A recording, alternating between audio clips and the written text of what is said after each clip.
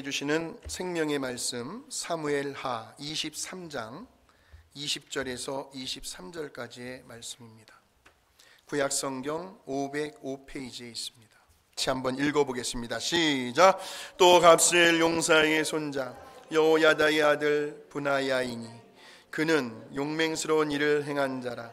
일찍이 모압 아리엘의 아들 둘을 죽였고 또 눈이 올 때에 구덩이에 내려가서 사자 한 마리를 쳐 죽였으며 또 장대한 애굽 사람을 죽였는데 그의 손에 창이 있어도 그가 막대기를 가지고 내려가 그 애굽 사람의 손에서 창을 빼앗아 그 창으로 그를 죽였더라.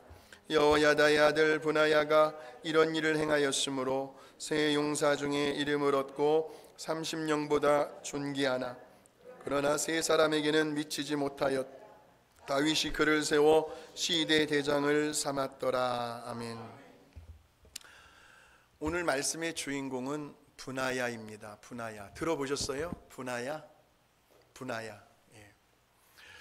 그런데 이 브나야가 어떤 사람인가에 대해서 오늘 성경은 아주 흥미롭게 표현을 하고 있는데요. 우리 사무엘하 23장 20절입니다. 우리 같이 한번 확인해 보시겠습니다. 시작. 또 갑스엘 용사의 손자 여호야다의 아들 브나야이니 그는 용맹스러운 일을 행한 자라. 일찍이 모압 아리엘의 아들 둘을, 그 다음이 중요해요. 시작. 또 눈이 올 때에 구덩이에 내려가서 사자 한 마리를 쳐 죽였으며. 믿어지십니까? 사람이요, 아무런 무기도 없이 맨손으로 사자 한 마리를 쳐 죽인 사람이 브나야입니다. 오늘 이 시간 어찌되었든 저와 여러분이 다 브나야가 되시기를 주님의 이름으로 정말 축복합니다. 예. 아마 그러실 거예요. 아, 이거 어떻게 사자를 이겨? 지금 이 브나야가 처해 있는 상황을요, 제가 마치 한 편의 그림처럼 여러분들에게 묘사를 해드리려고 합니다. 한번 보여주세요. 지금 눈이 펑펑 쏟아지고 있는 어느 날이었습니다. 이 브나야는 혼자서 산길을 걸어가고 있는데, 근데 마침 어디서 갑자기 나타났는지 이 사자 한 마리가요, 바로 저 앞에서 으르렁거리며 길을 막고 서 있는 겁니다. 보통 정상적인 사람 같으면요, 순간 걸음아 나 살려라 하며 막 뒤도 돌아보지 않고 그렇게 재빠르게 주랭랑을 칠 겁니다. 그게 맞아요. 그런데 브나야는 그렇게 하지를 않습니다. 사자에게 절대로 등을 보이질 않아요. 등을 보인다는 것은 벌써 내가 겁먹었다는 거거든요. 그리고는 오히려 그 사자를 노려봅니다. 노려봐요. 뒤로 한 발자국도 물러서지를 않습니다. 그렇게 서로가 아주 팽팽한 신경전을 지금 벌이고 있는 겁니다.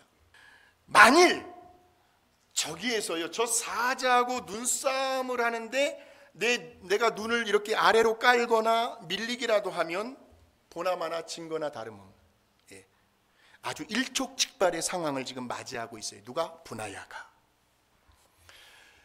그래서 이제 몇 초간을 계속해서 이 브나야가 아주 눈이 뚫어지게 그 사자를 노려봅니다. 여러분, 사자가 무슨 생각을 했을까요? 뭐 저런 또라이가 다 있나? 아니, 이 세상에요, 아니 사자를 보고 그것도 무방비한 상태로 겁을 먹지 않을 인간이 어디에 있겠습니까? 사자가 하도 기가 막히고 어이가 없었을 겁니다. 속으로 아마 이렇게 생각했을 거예요. 야, 이거 괜히 저런 놈 건드렸다가는 내 사자 팔자에 본전도 못 건지겠다. 아마 그렇게 생각을 했을 것 같아요. 그래서 사자가 꼬리를 내립니다.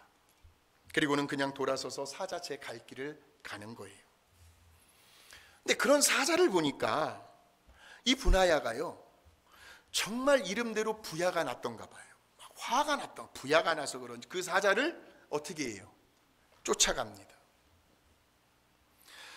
그러자 오히려 이 사자가 뭐가 이게 뒤가 느낌이 이상하잖아요. 이렇게 가다 보면 딱 돌아보니까 브나야가 계속 쫓아오는 거예요. 그래서 아이고 하면서 사자가 주랭랑을 칩니다. 그러다가 그만 눈길에 미끄러져서 구덩이에 빠져버려요. 그러니 이쯤 되었으면요, 어차피 눈 때문에 미끄러우니까 사자는 올라올 수가 없죠. 올라오지를 못해요. 구덩이에서 빠져나오지를 못합니다. 그러면 그냥 그 사자를 내버려 두고 분하야도 그냥 자기 갈 길 가면 되는데, 그런데 그러면 사자는 지가 어떻게 하겠어요? 배가 고파서 굶어 죽든지 아니면 얼어 죽든지 할 텐데, 그런데 이 분하야가 끝까지 그 구덩이까지 내려가요. 그 좁은 공간 속에서 사자를 쳐 죽이고 구덩이에서 빠져나오는 겁니다.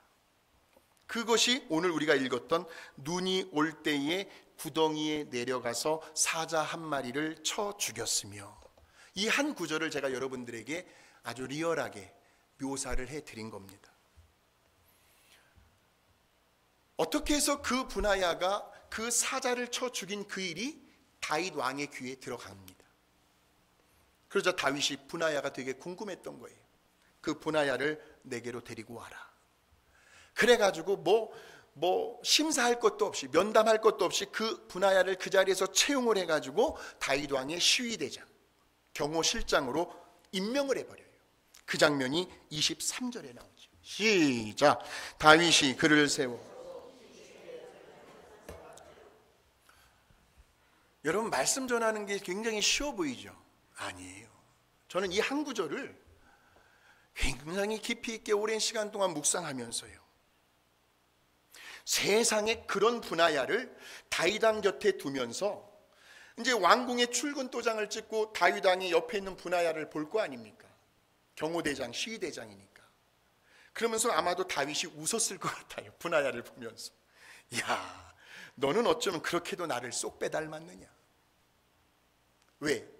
예전에 다윗도 양을 칠 어린 목동 시절에 사자나 공 같은 맹수가 양을 잡아가 버리면 끝까지 쫓아가서 사자의 입을 손으로 쫙 벌려가지고 양 새끼를 구해낸 일이 있으니까, 너는 어쩜 나랑 그렇게 똑같이 닮았느냐고 막 웃었을 거예요. 그래서 저는 오늘 이 말씀을 통해서요, 여러분과 함께 사자와 싸워 이긴 그 분하야가 되어 보려고 하는데, 어떻게 분하야가 되어 보시겠습니까? 네. 아멘 하신 우리 사모님만. 자, 그림 한번 다시 한번 보여주십시오. 우리가 함께 때를 지어서요, 눈이 펑펑 쏟아지는 저 산길을 걸어가는 게 아니에요. 여럿이 있으면 뭐가 두렵겠습니까? 사자, 호랑이가 나타나 뭐가 두렵겠어요? 그런데 그냥 나 혼자서요. 여러분 각자가 인적이 드문 산길을 혼자서 걸어가고 있단 말이에요. 주인은 얼마나 적막했던지 나뭇가지에 수북수북 쌓여가는 그 눈소리가 들릴 만큼 온통 사방이 고요합니다. 그러다가 갑자기 눈발이 거세지는 거예요. 바람이 불면서 아주 그냥 세차게 눈보라가 몰아치면서 그 미끄러운 눈길을 조심조심 걸어가고 있는데, 그런데 어디에선가 갑자기 사자 한 마리가 툭 튀어나와가지고 나의 가는 길을 막고 앞에서 으르렁거리고 서 있는 겁니다. 그때에 여러분 같으면 어떻게 하시겠습니까? 개가 아니에요. 개가 사자입니다. 개들도요, 그냥 핏불 같은 그런 등치가 큰 개들은 우리가 그냥 막 공포감이 오잖아요. 두려움이 오잖아요. 근데 사자란 말이에요. 사자. 물론 오늘날 이런 날은 절대로 일어나지 않아요. 아마도 우리 남평생에 이런 경험은 한 번도 경험하지 않을 겁니다. 걱정하지 않으셔도 돼요. 왜? 사자는 동물원에 가야 있으니까.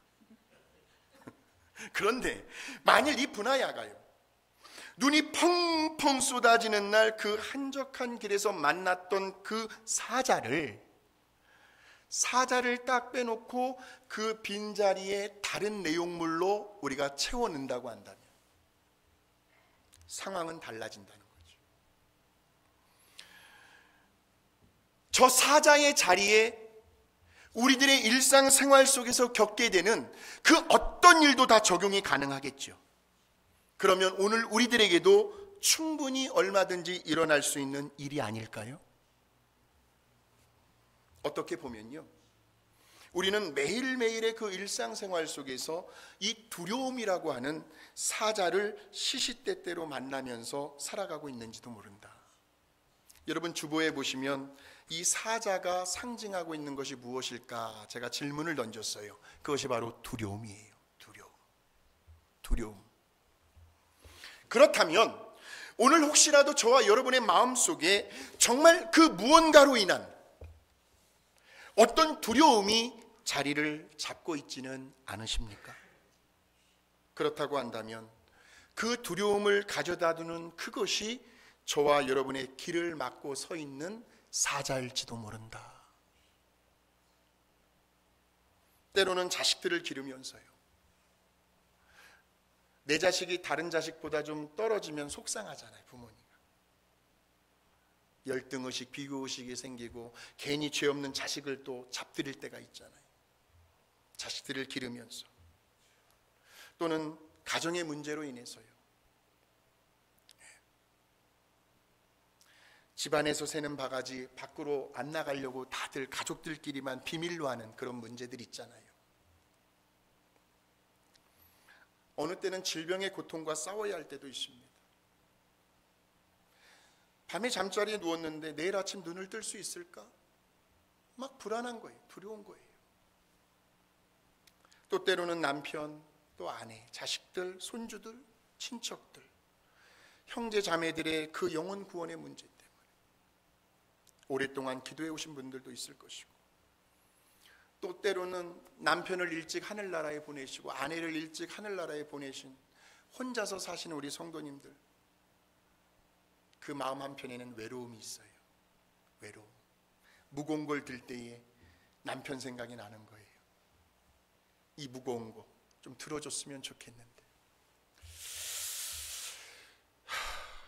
또 때로는 완만하지 못한 사람들과의 그 관계 있잖아요. 사람들과의 관계가 어떻게 다 좋을 수만 있습니까? 때로는 오해 속에서 그 관계에 금이 갈 때도 있고, 또 때로는 낯선 환경 속에서 적응하는 문제로 인해서요, 또 때로는 농장을 돌보잖아요.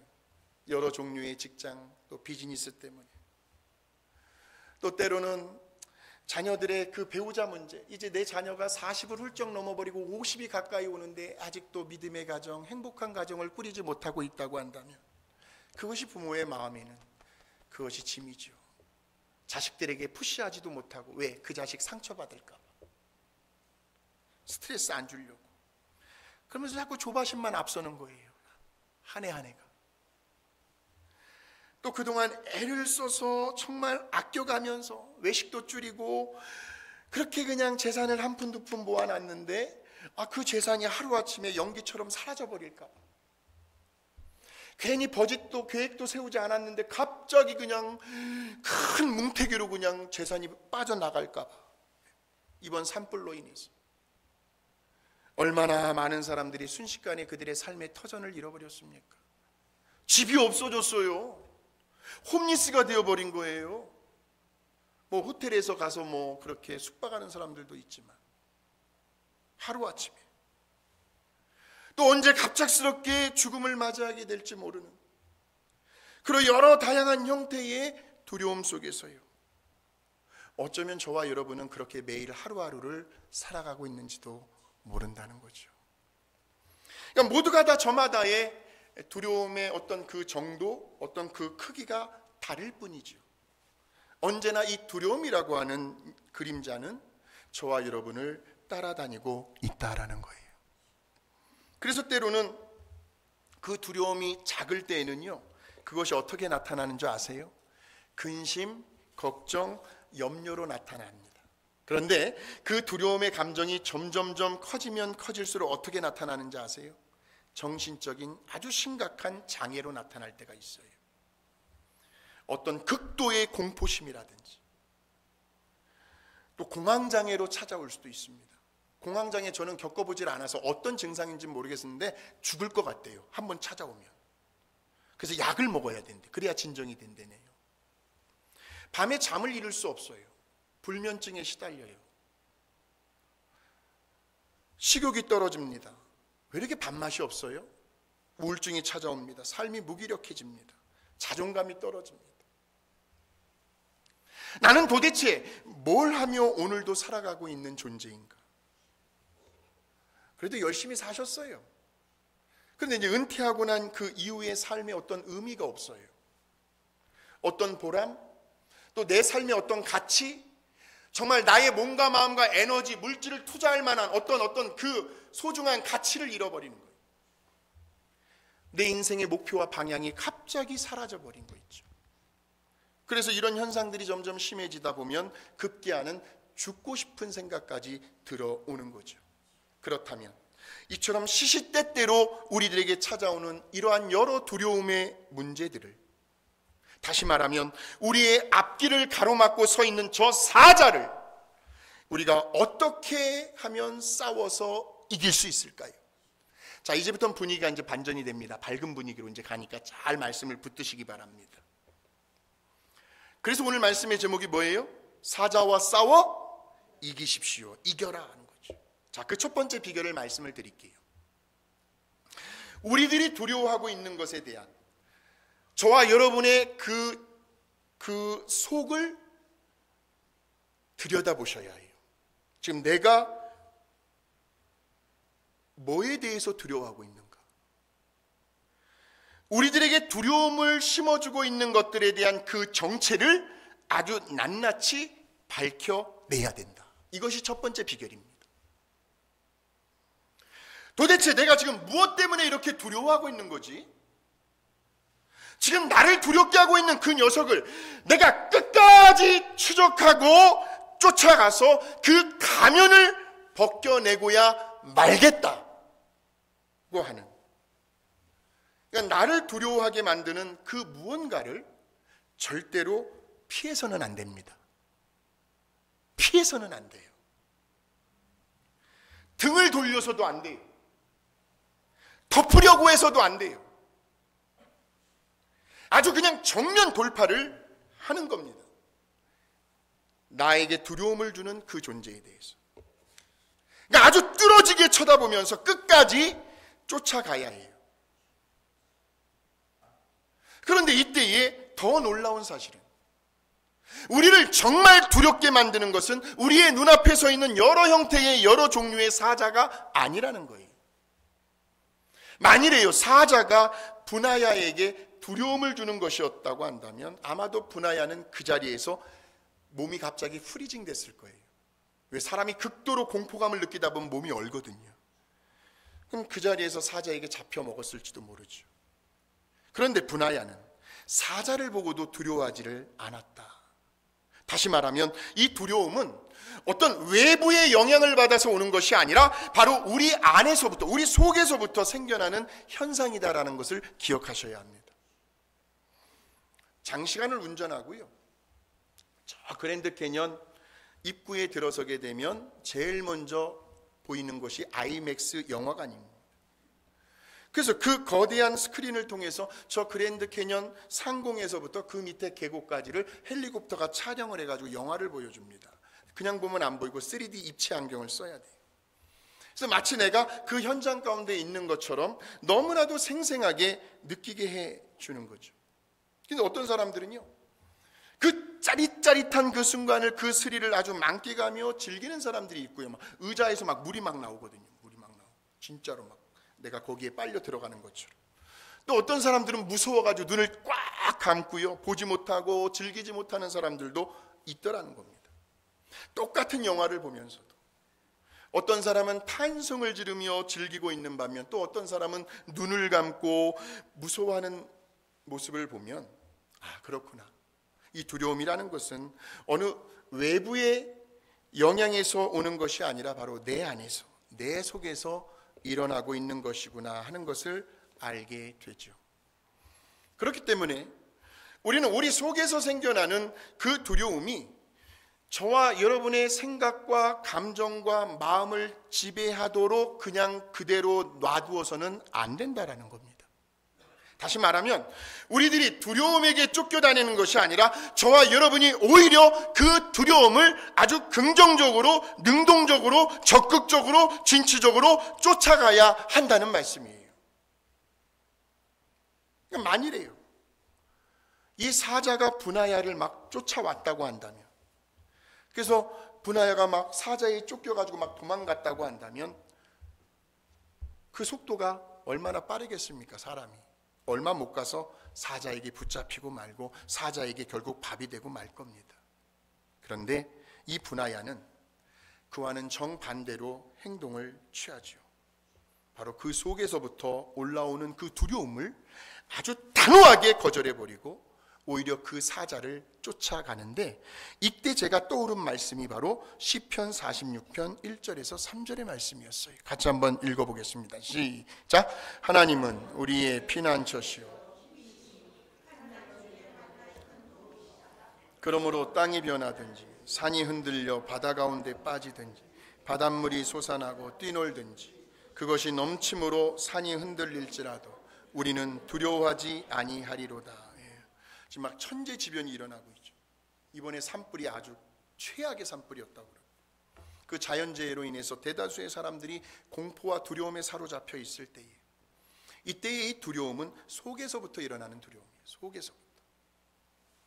근데 만일에 이 두려움에 우리들이 사로잡혀 버리게 되면요, 그때는 정말 헤어나올 길이 없다는 거예요. 그러다 정말 죽을지도 몰라요. 그런데 그렇게 두려워할 수밖에 없는 상황이 찾아왔을 때에 오히려 거꾸로 우리들이 그 두려움을 쫓아가는 거죠. 그래서 그 가면을 과감히 벗겨버리는 거예요. 그렇게 되면 이 두려움이라는 녀석이 오히려 지가 놀래가지고 도망을 가버리는 거죠. 그때 나타나는 현상이 뭐냐면 우리는 두려워하지 아니하리로다는 거예요. 두려움을 내가 쫓아가게 되면 우리의 마음 가운데 나타나는 현상은 담대함입니다. 담대함. 오늘 이 시간 저와 여러분의 마음 가운데 담대함이 있게 되시길 주의 이름으로 축복합니다. 담대한 마음을 가지십시오. 담대한 마음을. 두 번째로요, 이 두려움이라고 하는 그 사자와 맞서 싸울 때에는요, 절대로 중심을 잃어버려서는 안 됩니다. 중심을. 자, 한번 그림 한번 보여주세요. 눈이 펑펑 쏟아지는 날이죠. 그 미끄러운 구덩이에서 사자와 아주 치열하게 싸우고 있는 그 분하야의 모습을 한번 연상해 보시기 바랍니다. 눈으로 덮여있는 그 구덩이가 얼마나 넓겠습니까? 폭이 아마 좁을 거예요. 그러면서도 매우 미끄럽죠. 게다가 분하야는 2발이에요. 사자는 4발을 가지고 있습니다. 누가 더 균형을 잡기 쉬울까요? 아마도 이 사자는 그때 당시에 무지하게 배가 고팠을 거예요. 눈이 오니까 먹을 것이 없잖아요. 사람이 배가 고파지면 신경이 날카로워집니다. 아주 신경이 곤두섰을 겁니다. 난폭해져 있었을 거라는 겁니다. 그런데 그런 상황에서 만일 이 분하야가 한번 발을 잘못 디뎌 중심을 잃고 미끄러져 넘어지기라도 한다면, 사자는 그 순간을 포착해서 분하야의 그 목덜미를 물고 단숨에 숨통을 끊어 놓았을 거라는 거죠.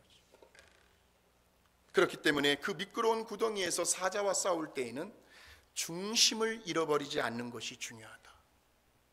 중심을. 그러니까 우리들이 신앙생활을 하면서요, 여러 다양한 형태의 두려움들을 만날 때에, 아니 그 두려움이 막 우리 속에서 막 일어나려고 할 때에 우리는 그 중심을 오직 살아계신 만군의 여호와 하나님, 전능하신 나의 기적의 하나님께 두어야 한다는 말이에요.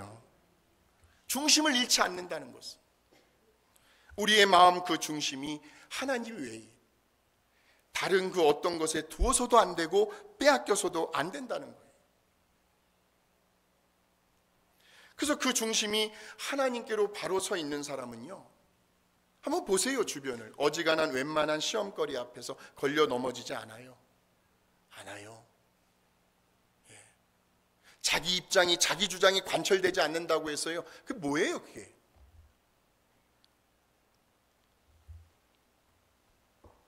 내가 도대체 뭐 때문에 지금까지 우리 하나님 앞에서 내가 차곡차곡 쌓아온 내 영적인 크레딧들이 있지 않습니까? 그 크레딧을 왜 한순간에 다 까먹어야 할 필요가 뭐가 있겠는가? 여러분 기억하십시오. 성도들 앞에서 인정받지 못하는 목회자 앞에서 인정받지 못하는 성도들, 하나님 앞에 어림도 없습니다. 하나님 앞에 어림도 없어요. 결국은 나만 손해잖아요. 내 영혼이 점점 피폐해져 가는 거예요. 그러다가 영적인 둔감증에 걸려버려가지고 나중에 가서는 영적으로 점점 살아있으나 죽은 사람이 되는 거예요. 죽어가는 거예요. 넘어질 수 있어요. 실수할 수 있어요. 하나님의 비전이 아니라 나의 욕망과 나의 어떤 욕심이 앞서서 실수할 수 있어요. 잘못을 할 때 있어요. 그러나 하나님께서 예배해 놓으신 그 회개의 자리에 나아가 정말 하나님 앞에서 통곡하며 하나님 앞에 인정받을 때까지 내가 회개하고 가슴을 쥐어뜯으며 통곡하며 그렇게 회개해 나갔을 때 우리 하나님은 그 사람을 품어줘요. 다시 일어서게 해준단 말이에요. 그러면서 저와 여러분에게 하나님께서 주시는 마음은 세 가지입니다. 담대함과 평안함과 겸손함이에요. 뭐 때문에 두려워합니까? 뭐 때문에 마음이 약해집니까? 그 중심을 지킬 수 있는, 그 중심을 잃어버리지 않는, 그 중심을 오직 살아계신 하나님께 둘 수 있는 길은 바로 예배의 자리. 정말 중요합니다. 그리고 봉사와 헌신의 자리, 섬김의 자리. 하나님께서 나를 위해서 베풀어 주신 그 은혜가 너무나 크다면 나의 남은 생애를 통해서 우리 주님께 내가 무엇을 드려야 할까? 어떤 직책과 책임을 맡은 그 자리. 하나님의 말씀이 지금 임하고 있어요. 하나님의 말씀을 전하고 듣는 이 시간에 움직인다? 있을 수도 없는 일이에요. 존다? 있을 수도 없는 일이에요. 그 말씀이 임하는 자리, 기도하는 자리. 원래 하나님께서 처음에 저와 여러분에게 부르신 그 자리, 그 초심의 그 자리를 끝까지 사수하는 길이 중심을 잃지 않는 길이라는 거예요. 처음 그 자리요. 기도해 보겠습니다. No. 어떤 시험거리가 찾아왔어요. 그 자리를 있을 수가 없는 거예요. 그래서 그 자리를 내가 피해요. 권면합니다. 기도해 보겠습니다. No. 하나님께서 처음에 그 자리에 세우셔서 부르신 그 초심이 하나님의 뜻인 줄로 믿습니다. 그게 하나님의 뜻이에요. 이 중에서 제일 중요한 것은 하나님의 말씀이겠죠. 여러 형태의 그 두려움의 감정들을 이겨낼 수 있는. 그래서 저는 어떤 두려움이 내 마음 가운데 몰려올 때요, 그때마다 제가 개인적으로 되뇌이는 말씀이 있습니다. 이 말씀을 통해서 제 중심을 잡으려고 부단히도 애를 쓰는데 우리 같이 한번 읽어보실까요? 이사야 40장 28절에서 31절, 41절, 10절의 말씀입니다. 시작! 너는 알지 못하였느냐? 듣지 못하였느냐? 땅끝까지 창조하신 이는 피곤하지 않으시며 곤비하지 않으시며 명철이 한이 없으시며 피곤한 자에게는 능력을 주시며 무능한 자에게는 쉼을 더하시나니 소년이라도 피곤하며 곤비하며 장정이라도 넘어지며 쓰러지되 오직 여호와를 앙망하는 자는 새 힘을 얻으리니 독수리가 날개치며 올라감 같을 것이요 다른 박질하여도 곤비하지 아니하겠고 걸어가도 피곤하지 아니하리로다. 두려워하지 말라. 내가 너와 함께함이라. 놀라지 말라. 나는 내 하나님이 됨이라. 내가 너를 굳세게 하리라. 참으로 너를 도와주리라. 참으로 나의 의로운 오른손으로 너를 붙들리라. 하나님께서 오늘 이 시간 저와 여러분을 붙들고 계십니다. 이 말씀 붙들고 기도하는 거예요. 그럼 어느새 나도 모르게 두려움의 감정들은 다 떠나가고 마음 가운데 어떤 평안함과 어떤 담대함이 막 밀려오기 시작을 하는 거예요. 사자와 싸워 이길 수 있는 두 번째 비결은 중심을 잃지 말아야 한다. 중심. 마지막 세 번째로, 이 두려움이라고 하는 사자와 우리가 맞서 싸울 때는요, 그 두려움의 뿌리를 완전히 다 뽑아내야 합니다. 뽑아내야 해요. 어떤 일말의 여지도 남겨줘서는 안 된다라는 거예요. 왜? 그 자리는 두려움이 있어야 할 자리가 아니니까. 두려움아, 네가 있어야 할 자리로 가. 그러니까 이 분하야는요, 그 구덩이 속에 빠진 사자를 그냥 내버려 두고 가지를 않더라고요. 만일 그랬다가는 이제 언젠가는 눈이 그치겠죠. 눈이 그치면 그 구덩이 안에 있는 눈들이 다 녹겠죠. 그러면은 그 사자가 다시 구덩이 밖으로 튀어나와가지고 길 가는 다른 사람들을 해치면 어떡해요? 그래서 분하야는 그 사자를 완전히 사자가 죽을 때까지, 또 그 죽은 것을 확인하고 나서야 구덩이에서 비로소 빠져나옵니다. 이때 이 두려움의 뿌리를 완전히 뽑아낸다는 말은 한마디로 변함이 없다는 말이에요. 늘 한결같다는 말이에요. 다시 말하면 한번 충성하기로 맹세를 했으면 눈이 오나 비가 오나 좋을 때나 싫을 때나 오직 그 한 길로만 꾸준히 걸어간다라는 뜻인데, 분하야가 그런 사람이었어요. 오늘 저와 여러분이 분하야 같은 정말로 늘 한결같은 변함이 없는, 어제나 오늘이나 영원토록 처음이나 중간이나 끝이나 변함이 없고 그렇게 하나님과 사람들로부터 신뢰를 받을 수 있는 사람들이 되시길 주의 이름으로 축복합니다. 예. 우왕좌왕하는 사람이 아니었어요. 누구 때문에? 내가 누구 때문에 지금 이러고 있는 거라고 상대방을 탓하지 않습니다. 아주 심지가 굳은 사람이 분하야였어요. 그의 일생을 보아도 그는 고등길을 걸어가는 사람이었어요. 그래서 다윗 왕이 그를 가장 최측근으로, 가장 신뢰할 만한, 믿을 만한 시위대장, 경호실장으로 삼아버린 거죠. 물론 그 후에도 분하야는 한 번도 다윗 왕의 곁을 떠난 적이 없습니다. 그러다가 한 번은 이제 대다수의 사람들이, 이제 다윗 왕이 나이가 많이 늙었어요. 이제 하나님께로 돌아갈 때가 되었어요. 후계자를 뽑아야 돼요. 많은 사람들이 아도니아를 왕으로 세우려고 했단 말이에요.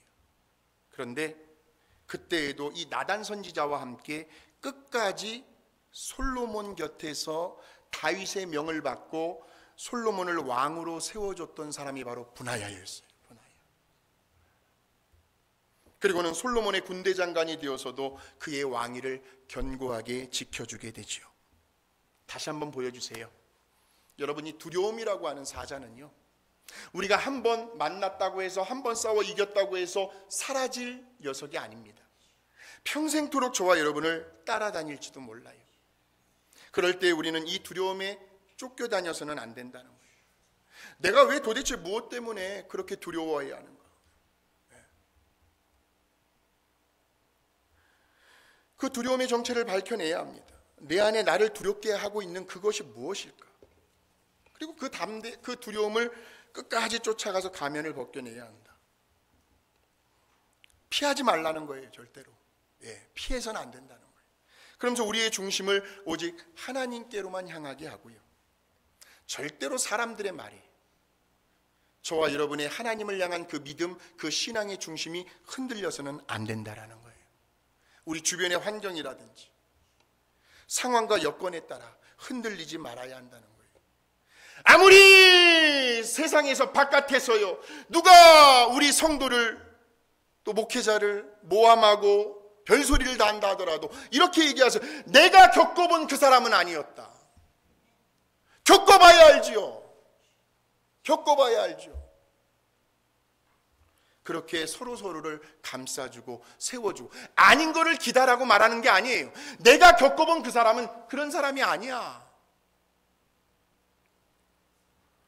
그러면서 하나님께서 저와 여러분을 불러주신 그 사명의 자리를 끝까지 지킬 수 있는, 중심을 잃어버리지 않는 저와 여러분이 되시길 주의 이름으로 축복합니다. 분하야처럼 되시길 바라요. 하나님 앞에서, 성도들 앞에서, 우리 가족들 앞에서, 우리 주변 이웃들 앞에서 늘 변함없는 신실한 한결같은 모습으로 우리의 인생 사명이 다하는 그날까지, 이제 우리 주님께서 이제 내 품으로 그만 돌아오라 말씀하시는 그 순간까지 여러분이 계신 그 자리를 끝까지 충성스럽게 지켜내시기를 주의 이름으로 축복합니다. 우리들의 남은 생애가 날마다 이 두려움이라고 하는 사자와 싸워 승리하는 2025년 새 한 해가 되시길 주의 이름으로 축원합니다.